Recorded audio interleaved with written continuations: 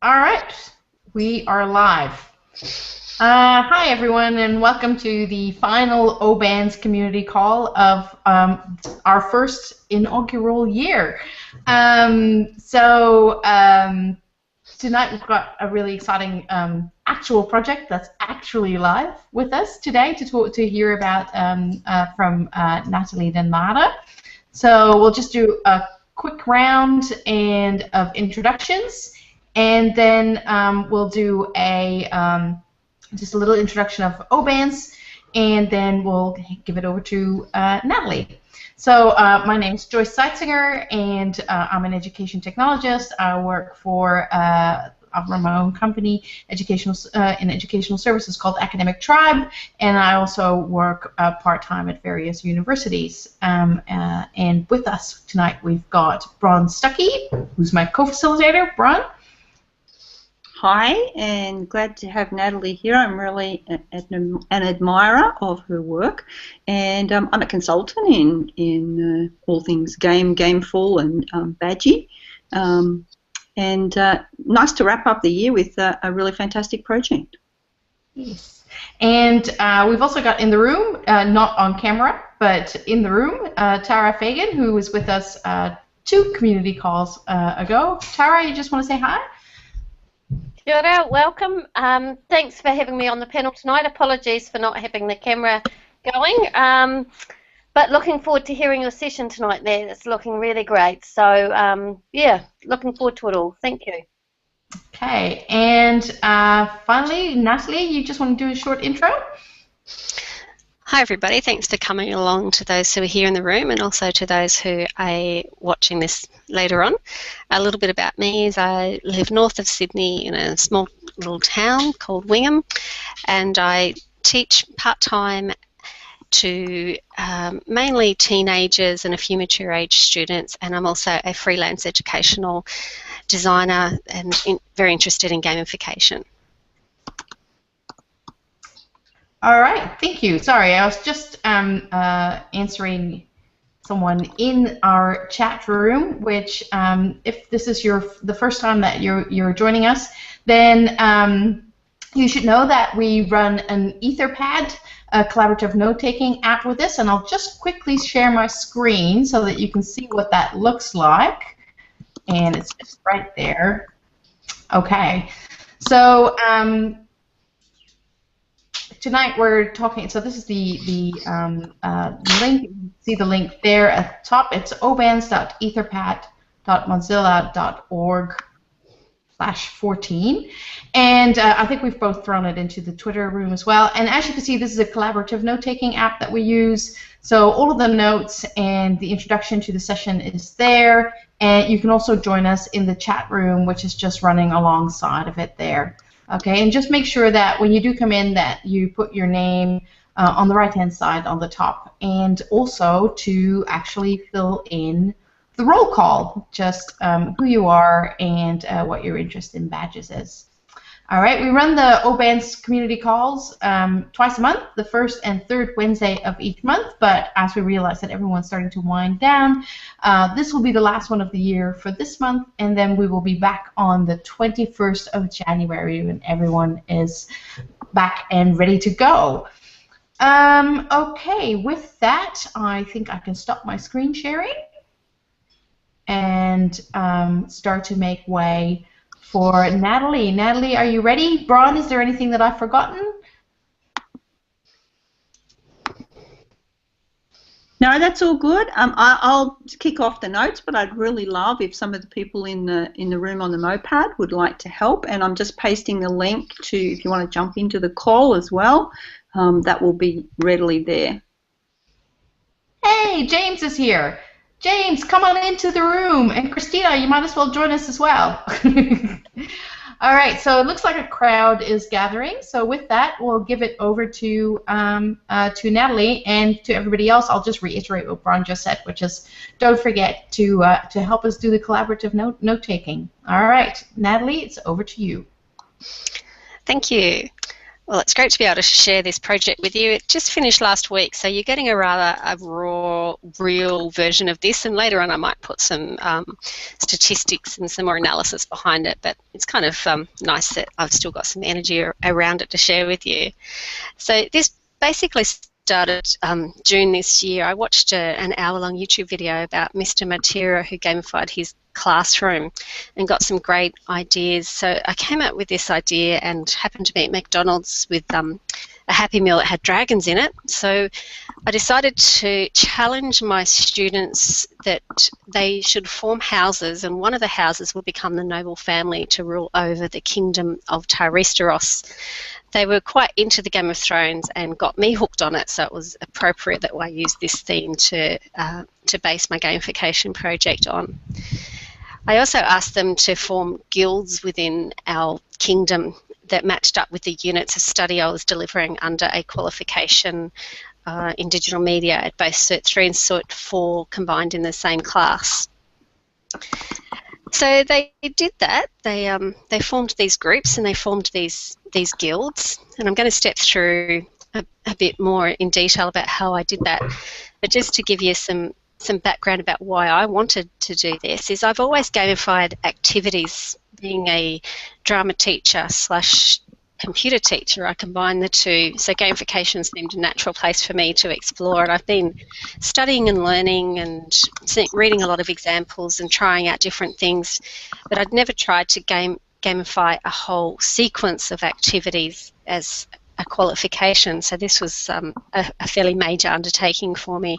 So what my goals were was really to increase the engagement in class activities, to improve the attendance overall, to improve confidence in students to continue learning and come back if they hadn't quite met all of the criteria in the first semester, and to increase the completion rates of how many people were actually getting a qualification at the end. And the town that I live in is not it's a low socioeconomic town that's a fairly small regional area of Australia.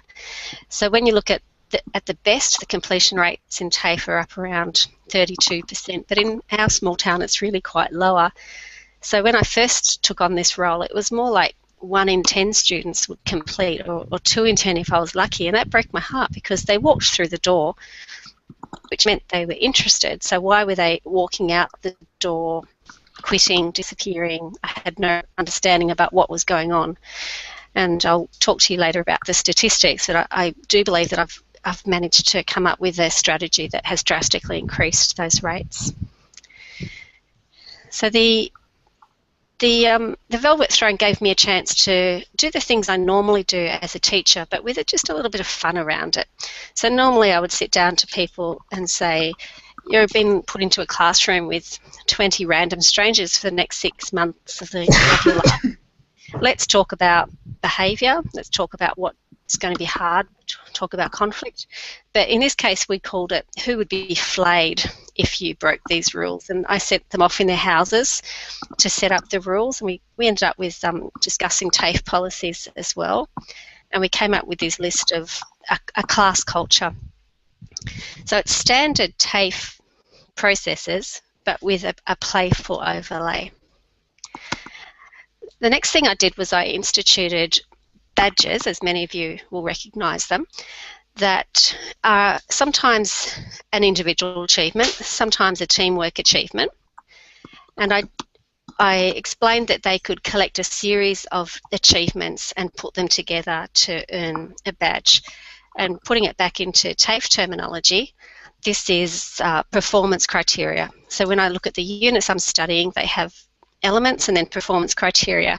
So over on the right you might see one there called the Mother Earth Achievement, and that relates to a unit on sustainability and the performance criteria about recognising local issues and what we're putting in place to address local issues, which might be printing on double-sided paper, turning the lights off. So just to go back through the actual process that I used slowly, the first key part of this, when I really reviewed why people were not coming back, was that I realised that we were enrolling them in a Cert 4 and they didn't quite realise what they were getting themselves into. And once they realised how much work was involved and they didn't know what a Cert 4 actually meant, they would just leave. So I decided to teach a Level 3 and 4 in the same classroom. And this has made a major difference, because what's happening is I'm teaching video at a beginner level and at an advanced level. So I'm actually creating learning communities, or to me it's like a simulated workplace where I have juniors and seniors. So the seniors take on projects and they need assets created, they need repetitious instruction-based work done, and there's students that they can call on who are new to this, who are happy to sit down and push out 20 of the same object. And what that's done is it's encouraged peer support and collaboration, and it also encourages self-paced learning, because people step up to those roles of seniors when they are ready, rather than me saying on February 1st you're going to finish this unit and on March the 1st you're going to start the next one. They're pacing at the level that they want to. So on the first day, my poor unsuspecting students had me asking them to introduce their secrets, interests and software skills, what programs they liked to use. And I found out that I had some quite talented people in my class that were into 3D, which wasn't quite on my list of units, but is in the training package, so I can bring them in as electives. I had other people that were really good at different things, and they did pretty much match up to the units I was supposed to deliver. And then I asked these people to form groups of 4 or 5 that would be their houses for the whole term. And the first thing that they did was they all decided to sit together in their houses. They got up from their seats and got everybody to change around, and they became so tribal. They really got into this whole idea that you're in my house. And they started encouraging each other to turn up to class and finding out why people weren't attending. And one of them would say to me, oh, so-and-so's not here today because of this. So it really worked well to delegate what's normally my responsibility as a teacher out to these houses and these leaders. And just for a bit of fun, I asked them to come up with a flag and a backstory to represent their house and each member. And if you look at our website that I'll give you a link to later, you can see that they come up with some rather hilarious versions of who they are and where they came from. One of the units that I teach is articulate and present ideas. So again, I'm giving them activities where they can either practice these skills or say to me through formative assessment, yes, I have presented ideas to a large group of people. Remember when I did this, remember when I did that, and I can use that as part of my assessment and laugh at the same time, which is a whole lot more fun. I did use leaderboards very, very carefully. I kept most of it hidden from them, and just in the I ended up settling, I tried very hard to get the Moodle LMS to do what I wanted, but ended up using a whiteboard and a marker because they actually like seeing things instead of it being in a digital space that disappears. And I'm still got some Moodle courses, which I'll show you later, going towards an effort to keep these points working. And a spreadsheet seems to be the best solution to manage all of the point system that I set up. I did set up Moodle courses, but this time I did something different. I actually put the students in as teachers in Moodle. You can give them a teacher role, and that means that within that Moodle course they have higher privileges. They can create quizzes, they can create assessments, they can issue badges, they can do anything they want, but they don't have any access to any other of my courses, so it's not any danger to me. And I changed the names of the roles within Moodle, so they're called, I changed non-editing teacher role to a mentor role. And they straight away responded to being given this privilege and access that they don't normally have, and it was quite successful. It was really simple to issue badges within the Moodle system, and because I'd given them roles, they actually did all the work for me. And you'll notice that's the theme of everything I do, is my students actually do the work, keeps them happy and keeps me happy. But they liked hard copy. So I'd say to them, do you want me to issue these badges digital or hard copy? And most of them would say hard copy, because then they can brag about it and put it on their computer and show their friends that they've earned them. And then we went in and issued digital badges as well. So each person within the class could earn the master level, which pretty much meant that you've passed my standards of what I want. But if you want to work harder and higher and take a leadership role, then you can earn the mentor badge. I did imagine setting all of that up within Moodle with activities that auto-marked, and never got around to all of that. So in the last few weeks, what I did was I said to the students, what do you think? How about we use some peer assessment here? Tell me, who in the class do you think has earned the master level in game design, and who do you think is the mentor level in game design? And I was actually quite impressed that they did a better job of that than I do. Firstly, because they've spent a lot more time with each other than I do. Second, it's their area of interest, so they're focused on it as guild leaders. And thirdly, they're not as soft-hearted as me. I find it really hard to actually assess and judge people. And they were hard on each other. One of them said, oh, I told this one and that one, yes, they can have their master badge, but I told this one and that one, if you go and do this and you go and do that and put it in your portfolio, then I'll give you a master badge. I'm like, wow, that's really great that you've been able to explain all of that. And I'm impressed that you've got that ability to assess work and then communicate it to another person, which is a different skill again. So everybody got their badges, and being a video and audio class, we got the cameras out and recorded the whole thing, and it's quite hilarious and light-hearted. If you go to the website, you'll see 2 videos. One of them is the final ceremony where we announced who sits on the Velvet Throne, and the other one is the issuing of the Master and Mentor badges. And unfortunately, we can't show videos for a hangout, so I'll leave that for you to watch later on. But it was successful, it was accurate, it was fun, and it was motivating. So I would certainly be doing all of that again. Part of the creating ceremonies and rituals around these things is a lot of what I do. We ended up with a weekly award ceremony. I tried doing it on a Thursday at first, but not as many people turn up on a Thursday, which is the last day of our week. And when they do turn up, they're sleepy and exhausted. So I switched the award ceremony to Monday morning. And as small as that seems, it's been my biggest learning in this whole experience, is when you start trying to quantify participation. I realised as a teacher, I expect consistent performance. Monday, Tuesday, Thursday, I want the same amount of work out of you. And I want that every week. So even in the last week of the term, I want the same amount of work, or actually even more if I'm doing summative assessment, and yet you're tired. By the end of the day, by the end of the week, by the end of the term, you're exhausted.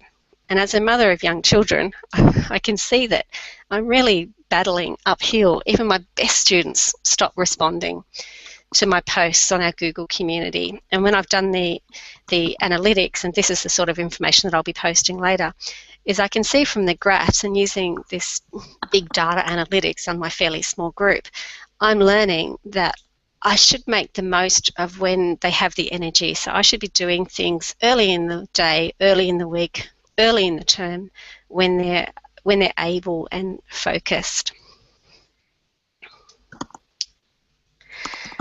So the final award ceremony, it ended up, the way the houses went, all of the high-achieving, high-standard students banded together instantly because they had done their cert through with me last year, so they all knew each other.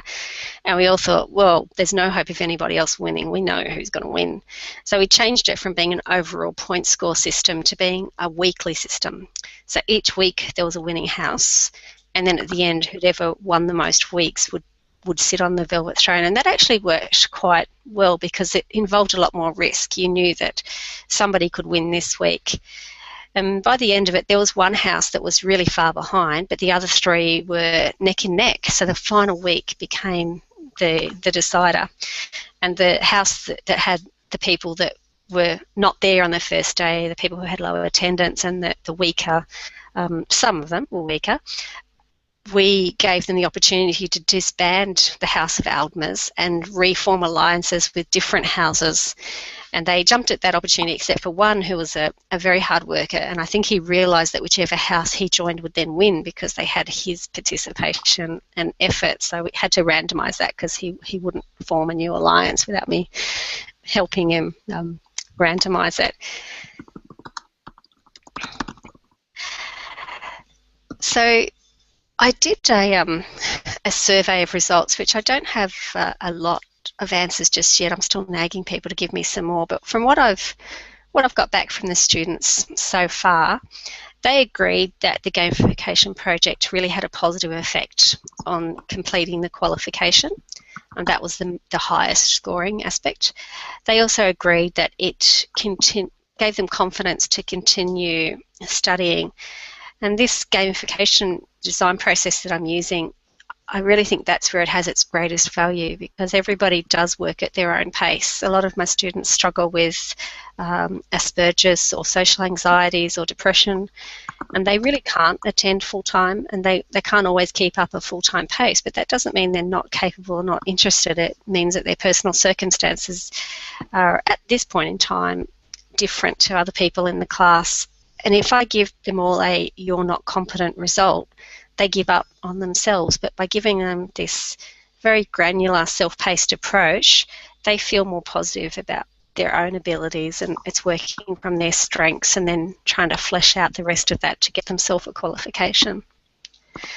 I haven't yet pulled out the data, but I'm trying to get information on actual attendance rates, and just from what I've observed, I think it really did improve attendance. We actually over-enroll at the beginning of the term, and we expect people not to come. But this year we had one less keyboard than we had computers and one less chair than we had computers. So for the first 3 weeks we played this game of whoever got there last didn't get a chair or a keyboard, and they'd go and steal it off another table and move it to another one.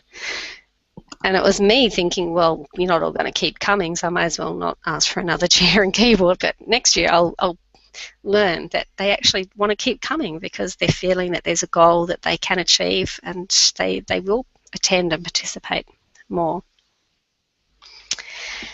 And I started reflecting on what I've learned as a teacher from this. And if you watch the video where we award one of the houses to sit on the throne, there's a rather hilarious bit at the ending where someone challenges me and says, nah, we're really the winners. They're not the winners, because look at that. She didn't turn up today, and if she would have turned up, she would have got 50 points because she'd made her attendance streak. But she's not here because her car broke down, so maybe it was me who sabotaged her car so she couldn't get here, and I gave you the video, so therefore I get 50 points for submitting a video, and I should be the winner. And he's playing. He's not serious at all, and he's been one of the what we would call a killer in gamification player types, and that he loves to argue, but he's quite playful in the way that he argues, and I think you'll hear that through the video, that he just makes everybody laugh, and they think he's quite serious at the beginning when they first meet him, but they realise later on that he just likes to tease people and stir them. And as a teacher, he's been a very very important part of the mix and dynamics of what's going on, and I play on that argumentative killer aspect of his personality to get us all alive and feeling excited. And he certainly has taught me, he's pulled me up more than anybody, that I'm not always fair. I will say to the young boys, you've been out at lunch too long and you're back late, and people are not learning because you're not respecting the rules on flaying that we all agreed on. And they'll say to me, oh, when the older women come back, you never yell at them for coming back late, but it's us that you yell at. And, well, they actually do a lot of work. So if they want to come back 2 minutes late one day or want to be on Facebook once in a while, I'm not going to harass them. But it's actually not fair on my part to not be explicit about why it is that I don't mind some people being on YouTube and don't mention that behaviour, and other people I'll ignore. And that's something that I'm trying to be fairer and clearer as a teacher about why I make the decisions that I do, so everybody understands and feels that I'm as safe and predictable as a tired, cranky teacher can be. My second point there is my reflections is I'm really proud that the people who did walk out the door without a qualification still felt they'd achieved something. They had their little printed badges to take with them. They've got their digital badges in their backpack, and they really feel like they got a lot out of this class that they wanted, and perhaps getting a qualification wasn't their goal in the beginning. And I just got a lot of positive feedback that I can't really give you a graph or data on, but I know it happened. And the third point there I've mentioned already about I'm going to change my expectations to fit in with the natural rhythms of exhaustion and tiredness. So I just wanted to jump out of that. I wanted to actually show you the showcase and the Moodle website, but before I do that, can I just ask if there's any questions that people, or anything you'd like to discuss before I show you some actual examples of what we've been doing?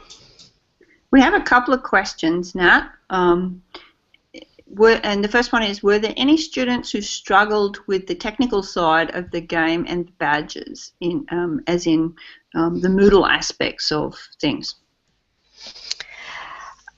They do need a lot of support to get in and have a go at it. It certainly wasn't easy. For me, as a digital media teacher, it's part of their curriculum. They're doing 4 units on web design. They're supposed to understand content management systems and uploading images and links. So it's all part of my time and part of my skills that they should have. So I can certainly justify any investment that I've made in that. But they still actually did quite a lot of work on their own, and because I use a lot of delegation, I picked the ones, the A team, who I thought would put a lot of time into it. And I'll just show you there. This is the Moodle course that they worked on. So I spent a lot of time training my best, most eager students, and then the next level down I say, I'll go and ask Lee how to do that. She knows how to go and change, and I actually did get all of them to change these questions in here. So they did it on paper first. They wrote down, if you were interested in web design, what questions would you ask at a beginner level as opposed to a higher skill level? So for every guild, they did come in here and change those questions, which was really quite a tricky thing to do as far as web design goes, because they had to go into the code and change the text. But that was part of what I'd been teaching them through Code Academy, so it was a bit of a challenge. And I do find that I throw really hard challenges at my students, and they love it. Instead of being spoon-fed, they're like, wow, she's really giving us something. And the people who don't get it the first time around, they watch the people who do. So I tend to be really, really tough on my students, honestly. I'll just turn editing on and show you what else they did. This course that I'm showing you now, it's my Moodle site where I've applied gamification plugins, and I'm configuring it as a gamification platform, so it's really not what you'd normally see on a Moodle course. It's also responsive and works on any device using a Bootstrap theme. So I've made a template and restored it. So each guild got one of these restored templates ready to go. So I gave them a glossary with the basic terms associated with web design, and each one of them went in there and tried to define what cascading style sheets meant. And then I asked them to rate who came up with the best definition. So I'm really going over the same information and really embedding it in their mind using gamification within this course. And then I had a snakes and ladder game plugin set up that calls on that glossary, and now they have to prove to me that they know the basics, because you can't get past the snakes and the ladders until you tell me the markup characters that indicate the start or end of an element. So the students actually came up with these questions, and then other students came up with the answers, and this little star indicates your position as you travel through the game. So there was a lot of gamification elements used within the Moodle course as well. So yes, that did take me a lot of time to set up, but when I actually handed it to them, we got through quite a lot. And while I'm talking, I'll just show you the rest. Once they had ticked off. I did spend a bit of time on this course. They had to go to Code Academy and then they could self-assess, tick the box. They had to open up Notepad and make a document from scratch and validate it. Then they could self-assess. And I find self-assessment really quite valuable because they know I might check up on them. Not that I do, but they might. So they're quite honest with it. And once they get past these points, then they should get their badge if I'd configured the system properly, but we didn't quite get that far. And then I've used an LTI plugin that creates a WordPress site, and each one of them, you couldn't access this WordPress site until you'd done all of my previous activities. So what happened was they got jealous of each other because some people got to have their sites, and I put some people in the guru level that had done a lot of work.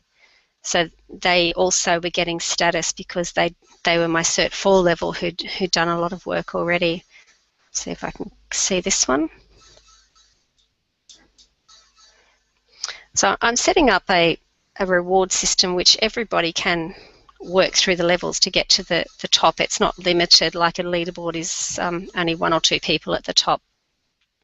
So anybody can get their own WordPress site if they... So this is the one that the person is working on, and she's actually making this for real and use this as a practice place. And then other people who were further behind than her saw this and they wanted to get in and get their own WordPress site, but they had to do my prerequisites before they could see that level in Moodle.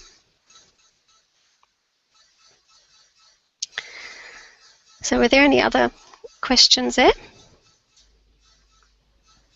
Yes, I had a question, Nat.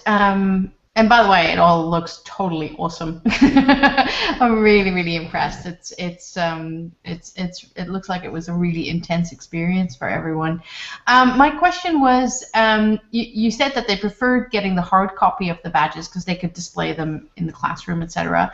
But I was wondering what, if anything, they did with their digital badges. So you did mention that they, even those students who didn't succeed still took the badges and put them in their digital backpack. Did they set up an open backpack, or did they just have them in their Moodle profile? Did you explain the whole open badges backpack concept to them? How did you go about that?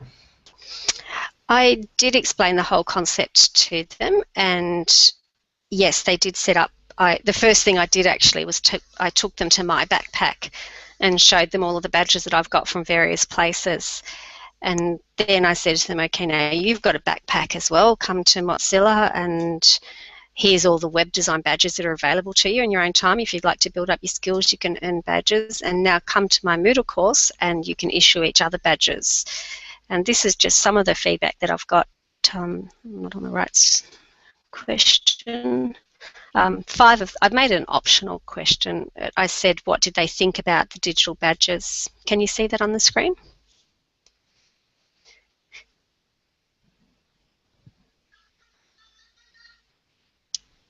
Joyce? Sorry, yes, I was muted. we just seem to have lost Bron and Tara, so I'm hoping that they'll come back in. Yeah, no, I can see that. So what do you think about being awarded digital badges from any school or college? And sorry, I can't quite read the... Yeah, from any school or college that you own for a lifetime and keep in your online backpack. So the 5 responses I've got are, I like the idea, it's pretty useful, but I'd prefer it to be on a USB just in case you lose your password and you somehow cannot access it. So that's a fear about the technology itself. And he's quite a tech-savvy student, so I was a little surprised at that. Yeah. Third comment, I'm actually going to have to double-check who said this, until the rest of the world employers catch up, seemingly useless. And I bet it's that argumentative dude who's actually spot on with a lot of his opinions about life. Fourth comment's really positive. Fifth comment says they're good for confidence and cute. And the fourth comment was great way to all your achievements together. So the majority of those comments are quite positive. Yeah. Well, what's interesting, of course, is that in the OBANZ calls, we've had a lot of discussion about the design. And so here somebody says, good for confidence and cute. Was cute what you were aiming for? Well, we had a lot of trouble with the actual design of it because I already had a Moodle site that was a Lego theme with primary simple colours that's meant to be quite playful. And then we had this whole dragon, death, blood, black, dark theme, and they went ahead and made badges based on that. And when I put them in my Moodle site, they just didn't look very, very good. But I decided to stick with the Game of Thrones theme and live with it. Also, they designed all the badges. I didn't tell them that they really should only use 12 characters because we realised that once you get into small letters, you can't see them when they're at that smaller size. So I wish I would have said just make them images, really. And if you saw some of the badges earlier, they were quite beautiful, complex images, but they didn't work as badges. So next time, I don't know what to do next time because this time was the first time. So there was a lot of student negotiation and student creation. I think that's half the fun when they're involved in planning and negotiating and making it all. So with the next class, I don't know whether I should start with a fresh slate, say you've got to design your own badges and you've got to do all this yourself, or hand them what the class before them did. I can see advantages both ways. Yeah, that's interesting. They might not have as much buy-in if they don't get if they're not involved in actually creating the badges. Yeah. But at the same time, you could also see where these badges, all of the individual badges, lose value if you have to remake them and they mean something different every time. So that's something interesting to weigh there. Interesting. We've just lost Tara as well, but Bron's back with us. And so somebody asked this is Christina. Thanks, Christina. She says, when you offer the course again, what are you going to change, if anything? So that kind of follows on from this. But have you decided?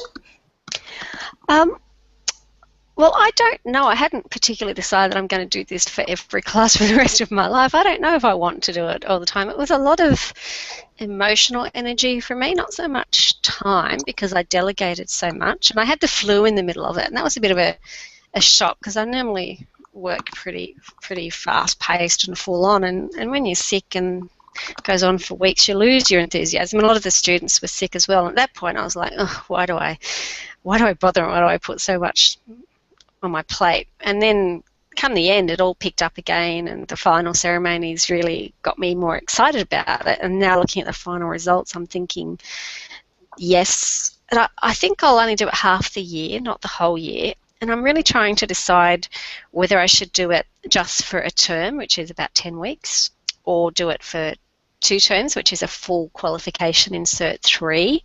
If I did it term 1 and 2, you're dealing with higher energy, more enthusiasm. If I do it term 3 and 4, then I'm trying to give people that encouragement to make it to the finish line and come on, which is hard work for a teacher. So I've got lots of thinking about when I want to do it and how frequently I want to do it. I'm trying to bring my projects back into shorter time frames. One of the students gave me a video of an ice cream melting on YouTube because at the beginning of the year I set a lot of timers to activities. So when I'd say go off and do something, I'd literally say you've got 3 minutes, 5 minutes, 15 minutes, and that was highly motivating than me just sending people off and at some unknown point shouting out who's done their work and who hasn't. So one of the things I'm changing about my practice is to use shorter time frames and visual timers up on the board when they've only got 5 minutes to go or 1 minute to go, and expecting them to have that work finished within that time frame. Natalie, it's Bron. I'm back. I don't know what happened. I got tossed out. But Morris last time round was saying that they kept the badges and the work they did internal, and you've said that you did. But do you think that's a good way to go to start with anyway before you start? Because we've heard from other people in formal learning environments that some of the pushback on badges has actually been from the students. And not necessarily from teachers. So I'm wondering, is that a natural trajectory to develop something internally, look at what's valued by students, and I know we have that both sides of that coin, what's valued by the institution or the lecturer or the teacher, and then what's valued by the students could be quite different. Do you think that's a natural progression to just experiment, tinker first internally and I love participatory design. You know how much I care about that, and it makes my heart sing to hear how much you've engaged the students in developing those badges. But do you see a trajectory perhaps towards open badges? I don't know if you can see my image on screen of them sticking their badges onto the computer towers. But again, this was me running out of time and couldn't get the colour printer to work, and all I ended up was with black and white. But I thought it's actually kind of good having these little badges as black and white, because then they know they're not as important. They're not going to go into Moodle. They're not going to go into your backpack. So you know that you've got to collect enough of these. And somewhere else I've got a slide. Does anybody know? I think it's MTG, that magic card game. They, at every lunch, they all gang up in the canteen and play this magic card game. And I learnt a lot from what they do there, because they collect certain cards and they swap certain cards, and once you get a few you can earn the higher one. So I actually used colour to indicate these ones are not as important, but you need to collect a lot of these to get these real badges that you get from the Moodle site, and then you can export them to your backpack. I'd say that I'm dealing with much more tech-savvy students than most teachers at our TAFE would. So even then, still, I probably spent 5 hours with them on the concept of open badges, and I still didn't even get close to a point where I could say that they really understand what they were doing and what they're about. It's probably more like 20 hours of immersion before they'd really get the concept. And that's with a teacher who's confident and students who are confident. So if you take that back to, say, a apprenticeship course in automotive, then it's even harder to really explain what's going on. So I wouldn't try is the answer. I would try to make it just a part of the normal culture. I wouldn't try to explain it. I think our whole TAFE system, having spent the day entering marks into our new software called EBS, which is a mystery to us as teachers, let alone to students, our whole system is mysterious to them.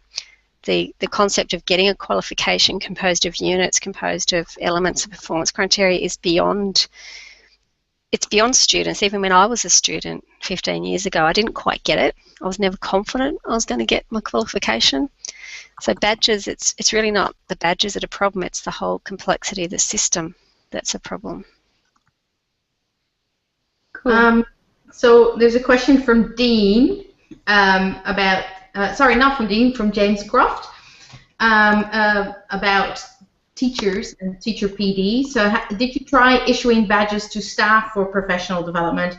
And if so, what was the reaction? Are they party poopers?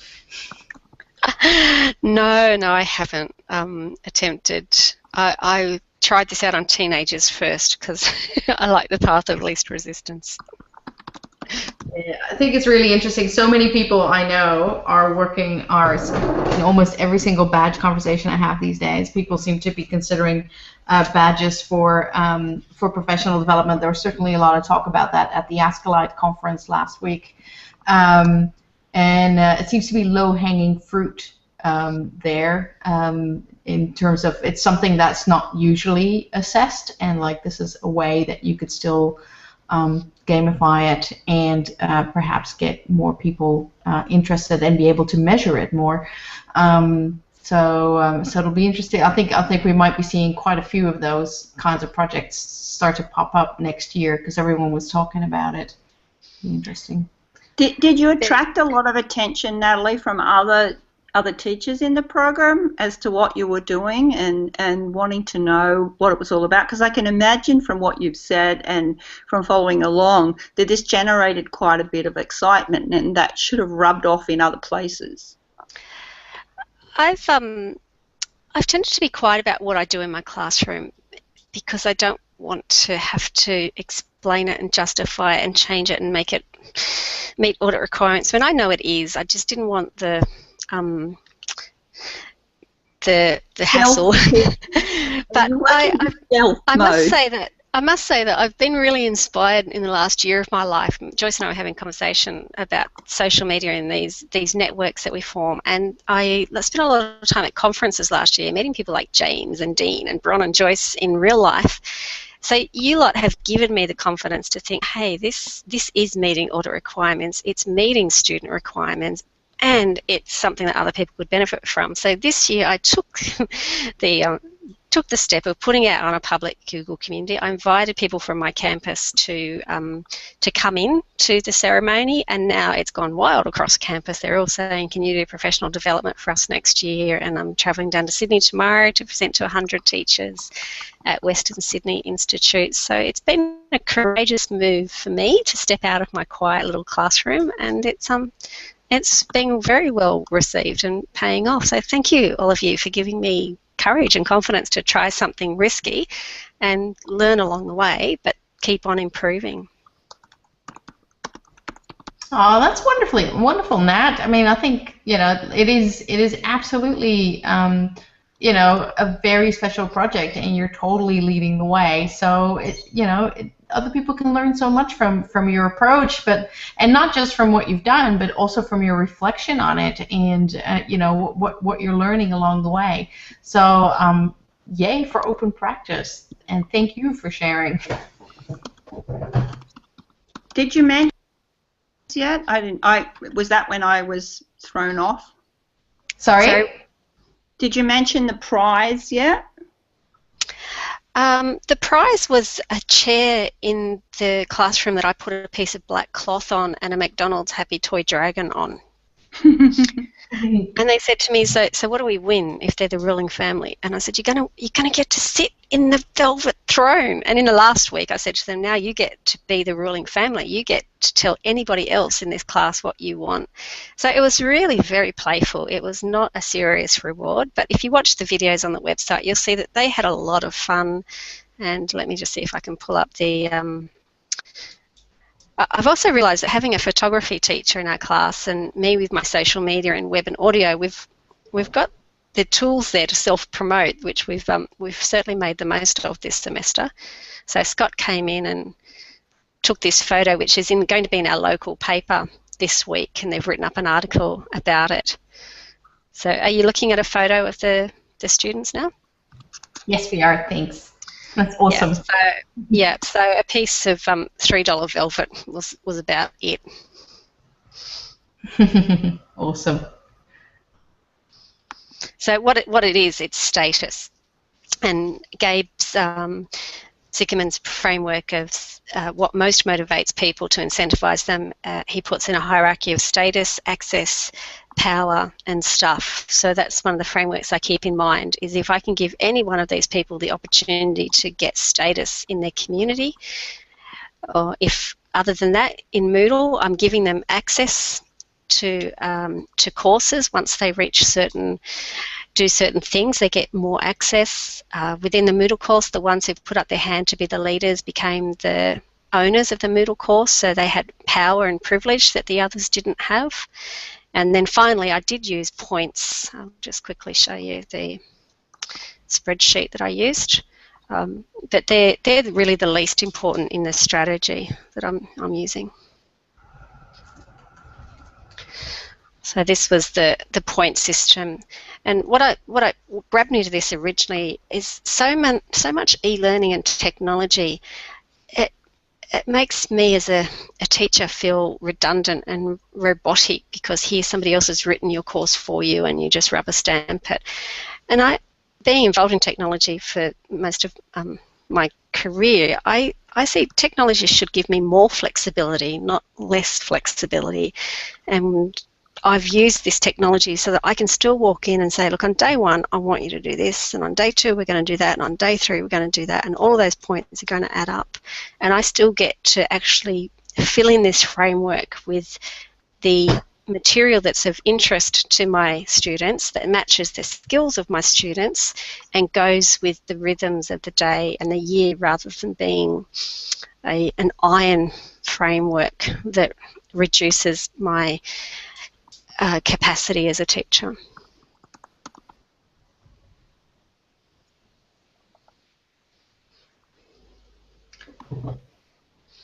All right, sorry, we had a little bit of dead air time there. Just because, and that's because there's a lot of discussion happening in the chat, where there's some talk about the staff badges, and Grant is sharing that that he used them for his staff, and it was considered a bit ho-hum. And I would love to have you along. Well, we would love to have you along, Grant, on the 21st of January for our first OBANZ call of the year, and hear all about that story. Yeah, let me see. Are there any other questions for Natalie from the people who are on the board? No, I need to congratulate Nat on a really good program. I can see where there would have been a lot of energy involved because designing on the way, so being agile with it, is a lot of energy, but I think also as a teacher, much more rewarding, and I think that comes out from all of what you've said about working on this, and I'm sure the students got something extra out of it other than just the curriculum, which is fantastic to know, especially, you know, we're talking about kids here in a country town, and, you know, who are having not been successful learners necessarily in the formal school system. They really need something special to reignite their love of learning, and I think these are the sorts of things that do that. You know, I spent the day with them today, actually. They're still coming in, even though TAFE's finished. And one of the reasons is I applied for a scholarship for them to go to New Zealand. They're going to travel to Weta Digital Studios. And the theme of the tour is that even from a small town, you can make it big if you've got the internet. But they've decided to do a fundraiser to try to get extra funds for this. So on Saturday, they're going to a market, and they've printed up all of their beautiful 3D work and artwork, and they're selling posters and badges, and they're going to sell cakes, and they're going to do anything they can to get some extra money. So I've totally stepped away and said, look, I don't have the time or the energy to do this, but I'm going to be in there, so the room's open.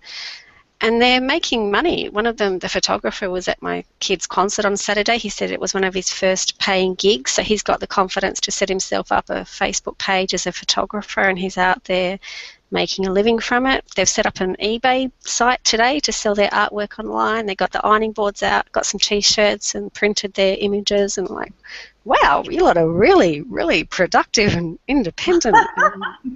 Wow. On you. So I'll send you the link to their eBay site, and if you'd like to buy a T-shirt, they'll post it to you. Yeah, I think everybody should try and support them.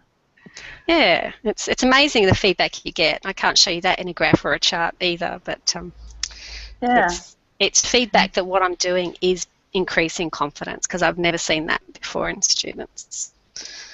Oh, that's wonderful. Thank you. And also thanks from Christina, who says, thank you very much for sharing, Natalie. This is a great example of motivating students.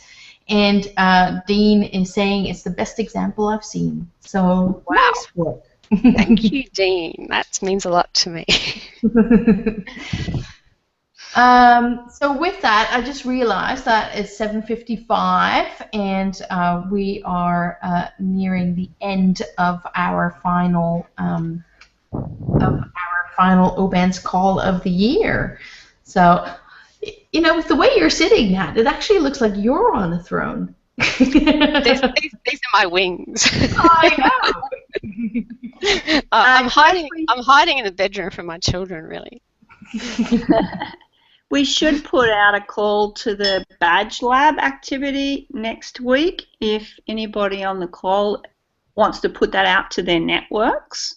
Yes, so next week, Bron and I are running a Badge Lab workshop. This will be our inaugural Badge Lab, and so we're keen for people to come along and help us kind of streamline it, road test it, give us some feedback. And we're running that in Melbourne, and then we'll be running it again in Sydney in January, and we'll also be running a Wellington one. So hoping to be there in February.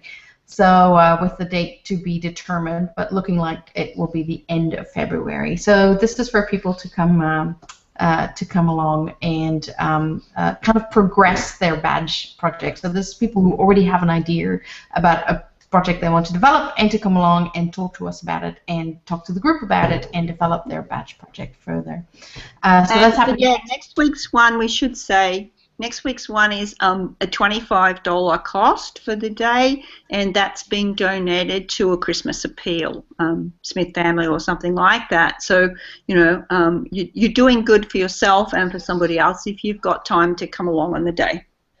Yep, that's great. And it's all on Eventbrite, and also we've been tweeting out the link, and it's on the OBANZ page, on the Facebook page, and on the Twitter as well. So I'll be looking out for that.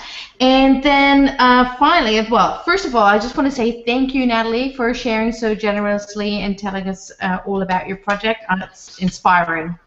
So it's great for all of us to be rounding up the year with those thoughts, knowing that it is possible to do something truly exceptional, even if you are in quite a regimented system. So that's really great to know.